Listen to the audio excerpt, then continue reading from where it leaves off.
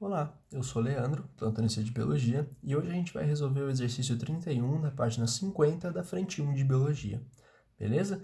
Nesse exercício, a gente tem 4 quadrinhos, né? Um quadrinho com a letra A, um com a B, um com a C e um outro com a D. Ok. Nesses 4 quadrinhos, então, a gente tem as letras e células desenhadas, a não ser o último que tem um cromossominho, que aqui está muito mal desenhado, mas enfim, é um cromossomo, beleza? Acredita em mim. E aí, ele tem duas alternativas, e aí a pergunta: que fases correspondem às figuras A, B e C? Justifique, né? Pediu para justificar, aí a gente começa a ficar nervoso, né? Mas A, B e C são 3 células, perdão, faço biologia, não sei fazer conta, mas são 3 células. Nessas 3 células, o que a gente tem, ó? Fios do fuso ligados aos cromossomos, e os cromossomos todos aqui no meio da célula, beleza? Na placa metafásica. Isso significa que, se a gente for pensar, né, em uma fase para esses cromossomos, A, B e C estão em anáfase, certo? Pelo menos um comecinho de anáfase. Tranquilo? E como é que eu sei que eles estão numa anáfase? Né? Primeiro, fios do fuso aqui e tudo mais, mas todas elas são anáfases, ok? Só que a gente tem 3 tipos de anáfase diferentes, né? A gente tem a anáfase de mitose, a anáfase 1 e a anáfase 2 de meiose. E aí complica, porque a gente tem que diferenciar cada um deles. E como que a gente diferencia um negócio desse, né?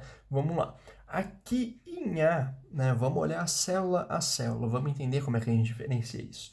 Em A gente tem uma célula em anáfase de mitose, então eu digo que isso daqui é uma mitose. E como é que eu sei que isso é uma mitose? Tá? Os cromossomos estão alinhados, tá? Estão em fila aqui na placa metafásica, isso é uma das características. Eles vão ser divididos aqui, ó, nas cromátides irmãs. Os X vão ser quebrados ao meio, tá? Isso também é importante, define um pouco a mitose, apesar de a anáfase 2 ser parecida. E depois dessa divisão, repara um negócio. Eu tenho aqui esses 2 cromossomos, tá? Os pretos e os 2 cromossomos laranjas aqui. Os 2 cromossomos pretos, eles são homólogos entre si, ou seja, eles são muito parecidos entre si. E os laranjas são homólogos entre si, ou seja, eles têm os mesmos genes, né? São muito parecidos entre si também. E aí, repara que a hora que eu quebro esse preto, eu tem então um preto vindo para cá. Aí a hora que eu quebro isso daqui, eu tenho um laranja vindo para cá. Aí a hora que eu vou quebrar esse aqui vai ter um preto e a hora que eu quebrar esse daqui vai ter um laranja. Repara que eu tenho 2 pretos e 2 laranjas vindo para esse lado e 2 pretos e 2 laranjas vindo para esse lado aqui também, tá? Não saiu esse 2 aqui. Mas,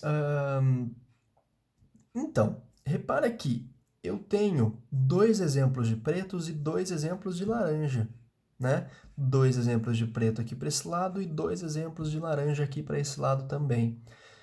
Isso me indica que eu estou passando um par de cromossomos pretos para esse lado e um par de cromossomos laranjas para esse lado aqui, e a mesma coisa para o lado oposto, certo?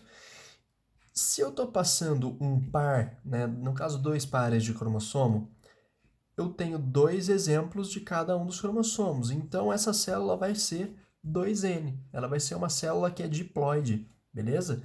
Se ela é uma célula diploide, então eu estou fazendo uma mitose, né? Porque a meiose só gera células com N, né? Com um N só, células haploides. Então, eu posso dizer que, por causa do número de cromossomos, tá? Que eu estou passando para esse lado aqui e para esse, ou seja, para células filhas, ser 2N, se as células filhas aqui de A são 2N, isso significa que A está fazendo uma anáfase de mitose, beleza? E B? O que está rolando com B aqui? Né? Vamos fazer outra divisãozinha aqui, só para não comer muito espaço. No B, o que a gente tem? A gente tem um laranja e um preto, cada um deles sendo dividido, né? Então, olha só, Estou dividindo aqui as cromátides irmãs, também igual a mitose, tá? E nessa divisão dessas cromátides irmãs, repara que está vindo só um preto para esse lado, e aí um preto para esse lado aqui também. Um laranja para esse lado e um laranja para esse lado aqui também. Beleza? Quantos exemplos de cada um dos cromossomos? Opa, dei uma erradinha aqui. Eu falei que eu não era de exatas, olha lá. 2n igual a 4. Errei, não 6. Beleza? Aqui a gente vai ter apenas um exemplo de cada um dos cromossomos. Se eu tenho um exemplo de cada um, eu tenho um N, beleza? Então, essa célula aqui é haploide, um N igual a 2. E ela está gerando duas células haploides. Isso daqui eu digo que é uma anáfase de mitose 2, de meiose 2, perdão, errei. Tá? Isso aqui é uma anáfase de meiose 2. E por que eu digo que é uma meiose 2? Porque a característica principal de uma meiose 1 é os cromossomos aqui no centro da célula, né? Mas eles estarem aqui, ó, em pares no centro da célula.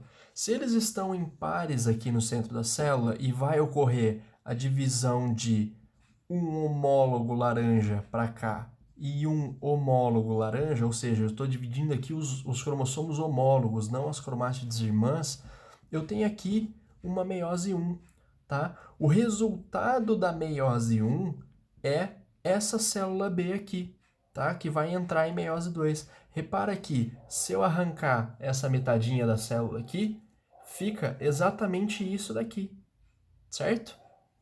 Então, essa daqui é uma meiose 1 e essa daqui é uma meiose 2.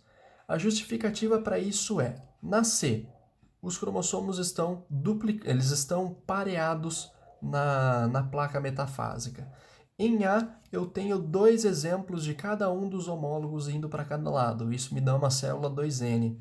E aqui eu tenho um exemplo de cada célula indo para cada lado, de cada cromossomo, perdão, indo para cada lado. Isso me dá como resultado aqui, tá? Células haploides. Beleza? No finalzinho. Ok, respondida a A então. Só que daí vem a letra B. A letra B, ela pergunta qual é a função da estrutura apontada pela seta aqui, tá? Eu tentei deixar ela vermelhinha aqui, não sei se dá para ver muito bem, mas essa estruturinha aqui, a gente chama ela de centrômero. Beleza?